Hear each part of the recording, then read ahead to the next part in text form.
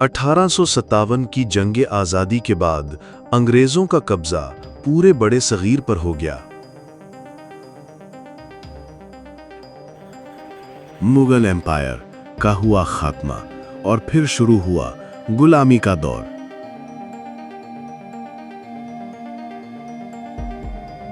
बात को मुख्तसर करते हुए हिंदुओं ने 1885 में सियासी जमात कांग्रेस बनाई। मुसलमानों के लीडर नवाब मोहसिनुल मलिक ने प्रोफेसर आर्चबोल्ड की मदद से, जो 1889 से 1893 तक अलीगढ़ में प्रोफेसर रहे, वाइसरॉय लॉर्ड मिंटो से मुलाकात का वक्त लिया। 1 अक्टूबर 1906 की डेट मिली और 35 लोगों का डेलीगेशन वाइसरॉय से मिलने गया। सर आगा खान ने बात की और अपनी 2 शराइत सामने रखी। पहली सेपरेट इलेक्टोरेट और दूसरी special Kota for Muslims in British administrative positions. Viceroy ने सेपरेट इलेक्टोरेट तो नहीं दी, पर मुसलमानों की अपनी अलग पार्टी बनाने की परमिशन जरूर दे दी। इस पर मुसलमान बहुत खुश हुए और यूं मुस्लिम लीग का कयाम हुआ। इससे 1 साल पहले यानी 1905 में अंग्रेजों ने बंगाल को डिवाइड किया था और यह भी मुसलमानों के लिए काफी फायदा की बात थी। पर हिंदू हर साल योम सियाह मनाते थे।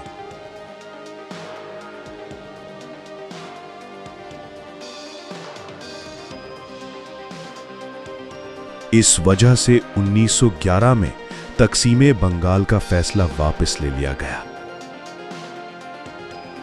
1913 में मुस्लिम लीग को एक आदमी ने ज्वाइन किया और इसका नाम था मोहम्मद अली जिन्ना। जिन्ना हिंदू मुस्लिम इत्तेहाद चाहते थे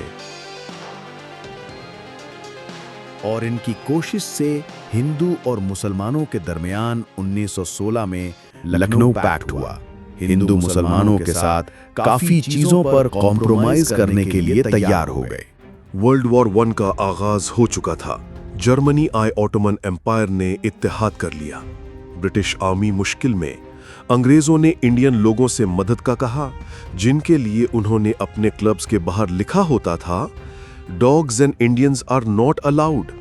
मुसलमानों ने सल्तनत उस्मानिया के खिलाफ लड़ने से मना कर दिया, लेकिन अंग्रेजों ने प्रॉमिस किया था कि जंग जीतने के बाद सल्तनत को कोई नुकसान नहीं पहुंचाया जाएगा। लेकिन अंग्रेज जंग जीतने के बाद अपना वादा भूल गया और सल्तनत को पाश पाश करके रख दिया। 1920 में ट्रीटी ऑफ सेवरस साइन किया गया और ऑटोमन एम्पायर को हमेशा के लिए खत्म कर दिया गया। खिलाफत को बचाने के लिए मौलाना मोहम्मद अली जौहर और उनके भाई ने खिलाफत मूवमेंट चलाई और मुसलमानों ने प्रोटेस्ट किया। इसी वजह से आज तक तुर्की की आवाम पाकिस्तान से मोहब्बत रखती है। अंग्रेजों ने हर 10 साल बाद न्यू रिफॉर्म्स का कहा था और इस वजह से 1928 में साइमन कमीशन इंडिया आया।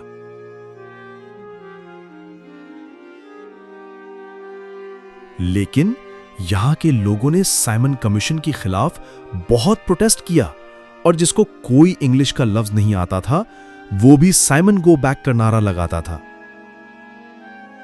कमीशन की मीटिंग काफी दूर एक मैदान में रखी गई थी, लेकिन माहिर पतंगबाजों ने पतंगे उड़ाकर अपने हाथों से टोरी और पतंग वहीं पर जा गिरी और उनके ऊपर लिखा था साइमन गो बैक।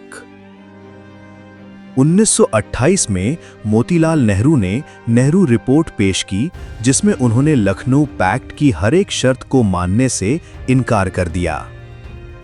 जिन्ना, जो अभी तक हिंदू मुस्लिम इत्तेहाद चाहते थे, अब उनको यकीन हो चुका था कि ये दोनों कौमें इकट्ठी नहीं चल सकती। कहा जाता है कि नेहरू रिपोर्ट देखने के बाद जिन्ना रो पड़े थे। अंग्रेजों ने 1935 में नया आईन नाफिज किया और 1937 में इलेक्शंस हुए, जिसमें हिंदुओं ने वोट डाला लेकिन मुसलमानों ने वोट नहीं डाला और इस वजह से कांग्रेस ने तकरीबन पूरे इंडिया में सीट्स जीत ली। यहाँ तक कि मुस्लिम मेजॉरिटी एरियाज में भी कांग्रेस जीत गई। जीतने के बाद मुसलमानों पर जुल्म शुरू। गांधी जी की तस्वीर को हर दफ्तर में लाजमी कर दिया गया।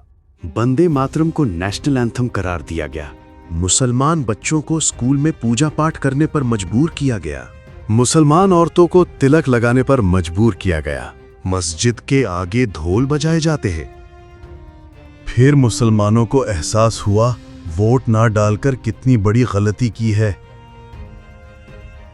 2 साल बाद ही कांग्रेस राज खत्म हुआ और जिन्ना ने मुसलमानों को डे ऑफ डिलीवरेंस मनाने की कॉल दी। 1940 में पाकिस्तान रेजोल्यूशन पास हुई और अब पूरी मुस्लिम कौम एक लीडर के झंडे तले जमा हो चुकी थी। अब जिन्हा को जिन्हा नहीं, कायदे आजम कहा जाने लगा। कायदे आजम ने मुसलमानों के साथ लाहौर में खिताब किया। अब सुनिए कायदे आज़म और अल्लामा इकबाल का खूबसूरत वाक़या, अल्लामा इकबाल के पोते की ज़बानी। अल्लामा साहब से खतो किताबत के दौरान कायदे आज़म जावीद मंजिल तशरीफ लाए। अल्लामा साहब का जो आखिरी घर था वहां पर मेरे वालिद ने उनसे पूछा कि ये कौन है। तो उन्होंने कहा ये मुसलमानों के बहुत बड़े लीडर हैं, उन्होंने बहुत कुछ हमें हासिल करके देना है, तो इनका खास ख्याल रखना और अदब मलूज़े खाते रखना। तो मेरे वालिद ने पूछा मैं इनसे ऑटोग्राफ ले सकता हूँ? और अल्लामा साहब ने कहा जरूर, इनसे ऑटोग्राफ जरूर लेना। तो खैर कायदे आज़म आए, मोहतरमा फातिमा जिन्ना आई, जावीद मंजिल हमारे गरीब खान ने। तो मेरे वालिद अपनी ऑटोग्राफ बुक लेके कायदे आज़म मोहम्मद अली जिन्ना के सामने हाजिर हो गए। तो उन्होंने जावेद की तरफ खिताब किया और कहा what are you going to do young man when you grow up. तो वो चुप कर गया, समझ नहीं आया क्या जवाब। कायदे आज़म ने एक दफा और फिर पूछा you don't tell me what are you going to be when you grow up, मुझे बताते क्यों नहीं हो, तुमने बड़े होके क्या बनना है। मेरे वाले फिर चुप हो गए, उन्होंने फिर कुछ नहीं बोला गया। तो कायदे आज़म ने अल्लामा साहब की तरफ देख के ना उसी तरह खफगी से कहा he does not answer, he does not tell me what he is going to be when he grows up. ये जवाब नहीं देता, मुझे बताता नहीं है इसने बड़े होके क्या बनना है। अल्लामा साहब ने उसी लहजे में जवाब दिया he will not answer, he is waiting for you to tell him what he has to do. बिल्कुल जवाब नहीं देगा, ये आपके हुक्म का इंतजार कर रहा है कि इसने आगे जा क्या करना है। 1946 में दोबारा इलेक्शंस हुए और इन इलेक्शंस में मुसलमानों को अजीम कामयाबी मिली। गांधी जी कायदे आज़म से मिले और हिंदू मुस्लिम को यूनाइट रखने और इंडिया को डिवाइड ना करने की लास्ट अटेम्प्ट की, मगर इस दफा कायद ने ना माने। रेडक्लिफ की बेईमानी की वजह से एक ऐसा मसला खड़ा हुआ जो आज तक ना हल हो सका। कश्मीर इश्यू। और इस वजह से दोनों मुल्कों में कई जंगें हो चुकी हैं। लेकिन ये किसी और वीडियो में डिस्कस करेंगे। जवाहरलाल नेहरू और वाइसरॉय लॉर्ड माउंटबैटन की काफी दोस्ती थी और रैडक्लिफ पर माउंटबैटन का प्रेशर था। अलबत्ता सिंध और बलूचिस्तान में वोटिंग हुई और पाकिस्तान के साथ जाने का फैसला हुआ। अब आजादी का वक्त करीब आता जा रहा था और एक दिन रेडियो से ये आवाज आई, 13 अगस्त 1947, ये ऑल इंडिया रेडियो लाहौर है, आप हमारे अगले ऐलान का इंतजार कीजिए। 14 अगस्त 1947, ये रेडियो पाकिस्तान लाहौर है, आपको पाकिस्तान मुबारक। वतन इश्क मन, हम वतन जान मन, वतन रूह मन, इज्जो ईमान मन। वतन इश्क मन, हम वतन जान मन, वतन रूह मन, इज्जो ईमान मन।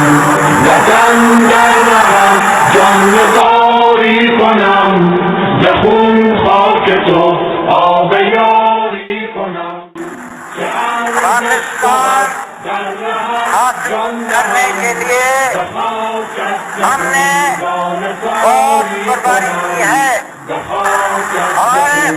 हौसले बुलंद हैं।